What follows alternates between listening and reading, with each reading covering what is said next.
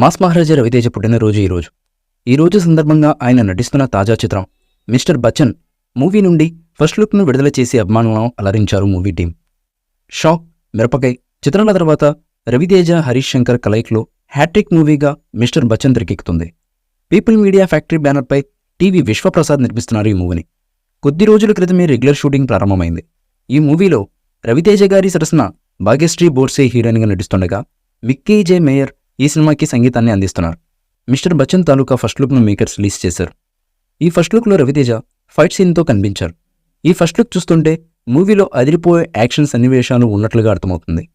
ఇక చిత్రసీమలో ఒకే ఒక్క ఛాన్స్ అంటూ ఎంట్రీ ఇచ్చిన రవితేజ ఎన్నో కష్టాలను అనుభవించిన తరువాత హీరోగా పరిచయమై తనదైన అద్భుతమైన టాలెంట్తో స్టార్గా ఎదిగిపోయారు.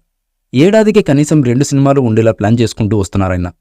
హిట్ ఫ్లాప్లతో సంబంధం లేకుండా రవితేజ గారి చిత్రాలు బాక్సాఫీస్ వద్ద సందడి చేస్తుంటాయి.